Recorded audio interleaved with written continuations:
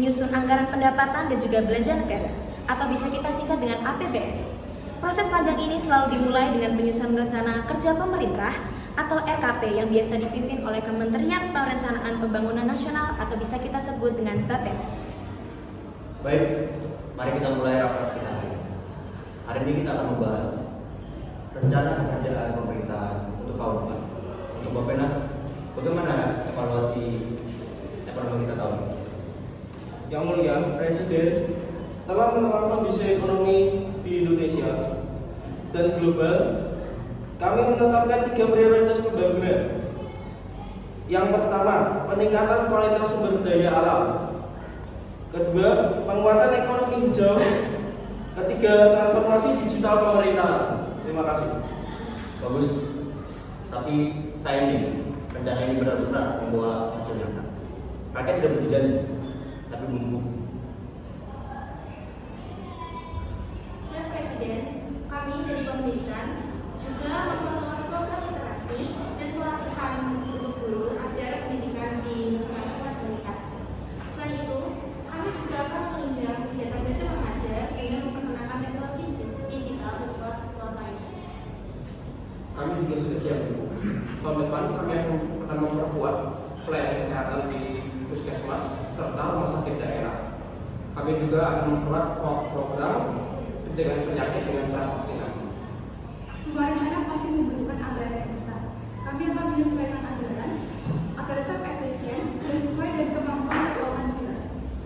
Baik, saya ingin para kementerian bisa bekerja dengan cepat, tapi tepat sasaran.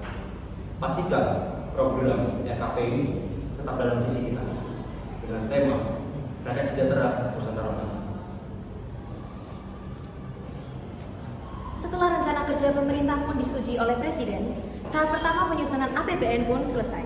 Kini, tugas beralih ke Kementerian Keuangan untuk menghitung dan juga menyusun rancangan anggarannya, menentukan dari mana uang-uang negara tersebut diperoleh dan juga kemana uang tersebut akan digunakan. Setelah rencana kerja pemerintah atau RKP sudah disetujui oleh Presiden, langkah berikutnya adalah menyusun rancangan anggaran pendapatan dan belanja negara atau RAPBN. Tugas ini dilakukan oleh Kementerian Keuangan. Oleh Kementerian Keuangan ini melibatkan berbagai pihak termasuk Bappenas dan kementerian terkait lainnya. Baik, mari kita mulai rapat penyusunan RAPBN tahun 2026. Berdasarkan hasil perencanaan, asumsi dasar ekonomi yaitu yang pertama, pertumbuhan ekonomi sebesar 5,3%, inflasi sebesar 3%, dan defisit anggaran terhadap PDB sebesar 2,8% terhadap PDB.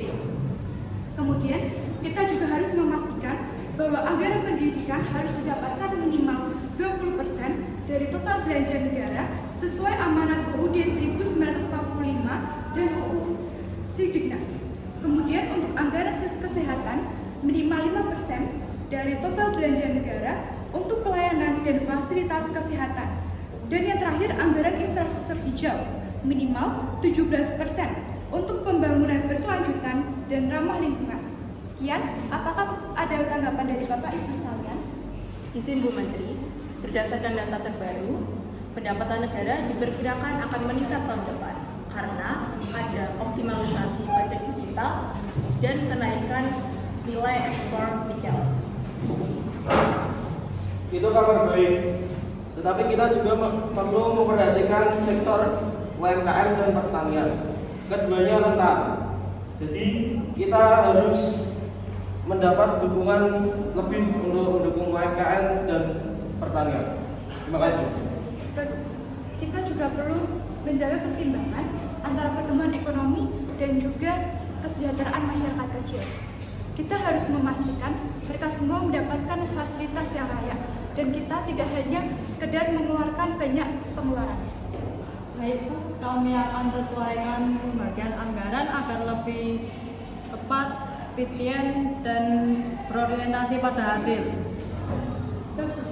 Kita harus memastikan agar RAPBN tahun 2026 ini memberikan aksi nyata kepada rakyat, mulai dari pendidikan yang merata, fasilitas kesehatan yang berkualitas, dan juga pembangunan yang ramah lingkungan.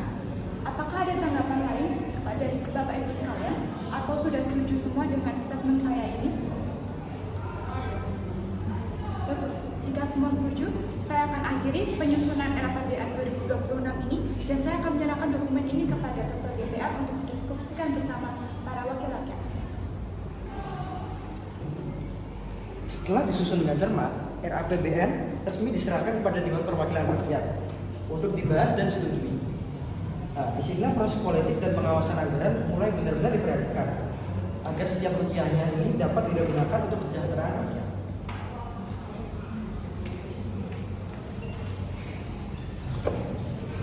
Setelah Kementerian Keuangan menyusun RAPBN, tahap berikutnya adalah pembahasan di Dewan Perwakilan Rakyat.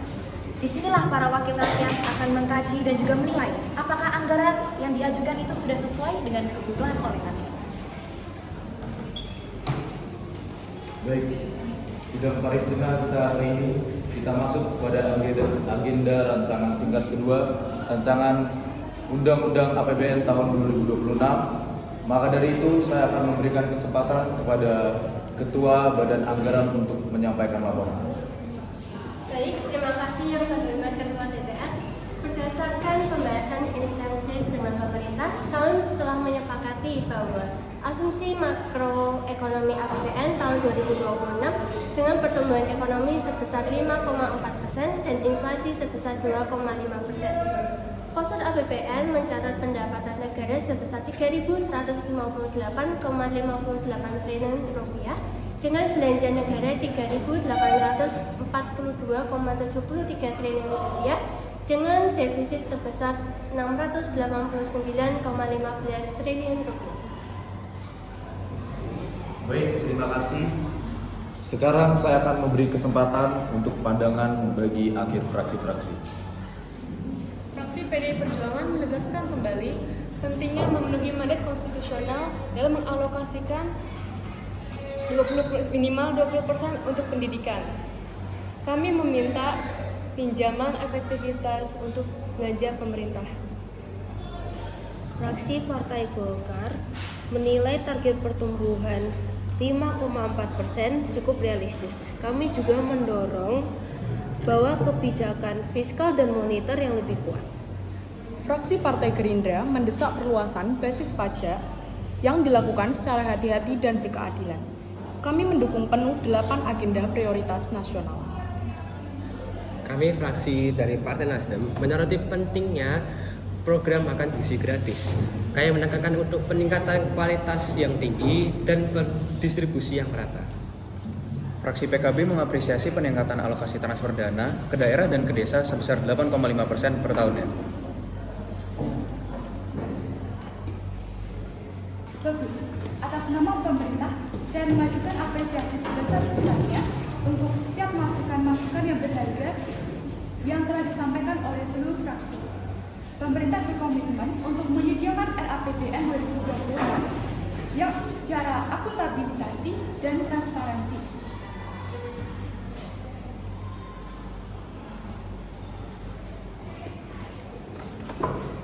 Sebagai penegasan, APBN 2026 difokuskan pada 3 keseimbangan utama. Yang pertama ada pengurangan kemiskinan ekstrim, yang kedua ada peningkatan kualitas sumber daya manusia, dan yang ketiga ada pengurangan emisi gas rumah kaca sebesar 29,5%. Terima kasih. Baik, dengan telah disampaikannya seluruh pandangan oleh para fraksi dan para pemerintah, saya nyatakan pembahasan tingkat kedua rancangan RUU APBN tahun 2026 telah selesai dan akan dilanjutkan dengan pengambilan keputusan.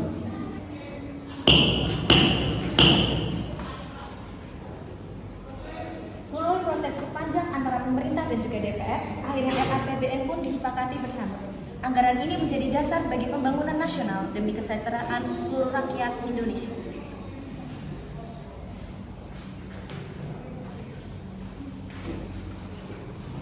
Setelah melalui proses pembahasan yang panjang antara pemerintah dan DPR, tibalah saatnya yang dinantikan yaitu pengesahan resmi APBN tahun anggaran 2026. Upacara singkat ini berlangsung di Istana Negara, disaksikan oleh para pejabat dan wakil rakyat. Baik, yang terhormat Bapak Presiden dan para dewan yang saya hormati, Sekarang kita telah sampai pada momen bersejarah dalam pembahasan RUU APBN pada tahun 2026. Saya menyampaikan terima kasih kepada DPR dan seluruh jajaran pemerintah atas kerja keras, kerjasama, dan juga tanggung jawab kita. Mari kita kawal bersama program APBN ini agar setiap rupiah benar-benar digunakan untuk kepentingan dan juga kesejahteraan. Kami percaya dengan kerjasama yang baik, APBN ini akan membawa kesejahteraan bagi seluruh rakyat.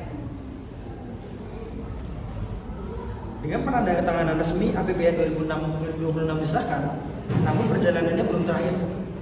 Kini tiba saatnya untuk melaksanakan dan mengawasi setiap program anggaran-anggaran tersebut benar-benar membawa manfaat bagi rakyat Indonesia. Setelah APBN 2026 disahkan, tahap berikutnya adalah pelaksanaan. Pemerintah mulai menyalurkan dana ke berbagai sektor agar pembangunan bisa dirasakan langsung oleh masyarakat Indonesia. Kementerian Lembaga pastikan kalian menggunakan anggaran sesuai tipe masing-masing. Realisasi harus disiplin, tepat waktu dan berorientasi pada hasil. Pastikan kami akan melakukan evaluasi setiap bulan untuk memastikan setiap rencana berjalan sesuai dan rencana dan juga lancar. Indonesia dan bantuan sosial sudah mulai disalurkan ke beberapa daerah penerima. Namun masih ada beberapa daerah terpencil yang memenuhi verifikasi data penerima. Namun di lapangan, masyarakat mengeluh karena pembayaran bantuan sosial masih lambat. Apakah pemerintah akan menindakkan hal ini? Saya berikan nasihat Menteri memastikan birokrasi tidak berbelit. Uang rakyat harus kembali kepada rakyat dalam bentuk program nyata dan juga bermanfaat. Baik Pak Presiden, kami akan segera mempercepat pencairan dengan sistem digital agar lebih efisien dan transparan. Dari sisi pendidikan, kami juga telah menyalurkan dana BOS dan beasiswa kepada siswa-siswa di seluruh provinsi Indonesia agar mereka dapat mendapatkan pendidikan yang layak dimanapun mereka berada. Pembangunan puskesmas dan rumah sakit daerah terus berjalan. Kami ingin memastikan bahwa pembangunan kesehatan dan merata yang mudah dilakukan. Terima kasih atas penjelasannya. Semoga pelaksanaan APBN 2026 ini benar-benar membawa hasil nyata bagi masyarakat. Pelaksanaan APBN terus dipantau agar tidak terjadi penyimpangan maupun keterlambatan. Dengan kerjasama dan pengawasan yang baik, setiap rupiah diharapkan memberi manfaat sebesar-besarnya bagi kemakmuran bangsa. Dengan berakhirnya tahun anggaran, tibalah saatnya pemerintah mempertanggungjawabkan penggunaan APBN kepada rakyat. Badan Pemeriksaan Keuangan atau BPK akan melakukan audit secara menyeluruh untuk memastikan bahwa keuangan negara dikelola secara jujur, transparan, dan sesuai dengan aturan. Baik, hasil audit dari kami terhadap laporan keuangan pemerintah tahun 2026 menunjukkan opini wajar dengan pengecualian atau WPD. Masih terdapat beberapa catatan kecil, terutama terkait dengan dana hibah dan belanja modal yang belum tertib dalam administrasi. Namun secara umum, pengelolaan keuangan negara menunjukkan peningkatan signifikan dari tahun sebelumnya. Baik, kami berterima kasih atas hasil pemeriksaan dari BPK. Setiap temuan akan kami tindak-lanjuti dengan memperpaskan pelaporan dan pengawasan. Saya juga akan memerintahkan kepada pegawai pemerintah untuk memperbaiki tata kelola administrasi di seluruh satuan kerja. Benar Bu Menteri, kami sudah menyiapkan sistem digital baru agar laporan keuangan lebih cepat, tepat, dan akurat, serta transparan. Kami mendorong pemerintah untuk terus menjaga integritas dan keterbukaan.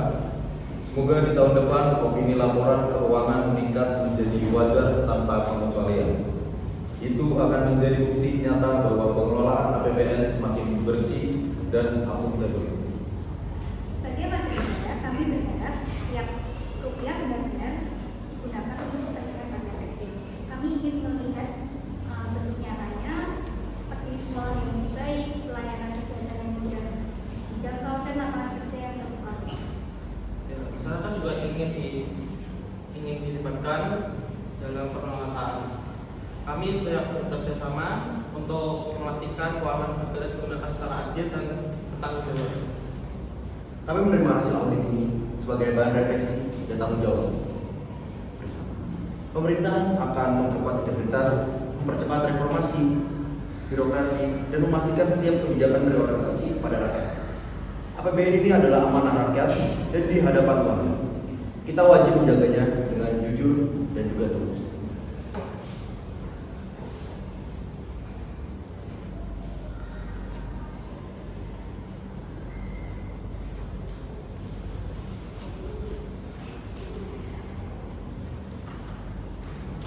Dari perencanaan hingga pertanggungjawaban, APBN adalah cermin tanggung jawab negara terhadap rakyatnya. Setiap angka, setiap kebijakan adalah janji yang harus ditepati demi kesejahteraan bersama. Siklus penyusunan APBN bukan sekedar proses administratif, melainkan wujud nyata kerja sama antara pemerintah, DPR, dan masyarakat dalam membangun negeri. Semuanya berjalan bukan hanya demi pembangunan duniawi, tetapi juga sebagai bentuk tanggung jawab di hadapan Tuhan.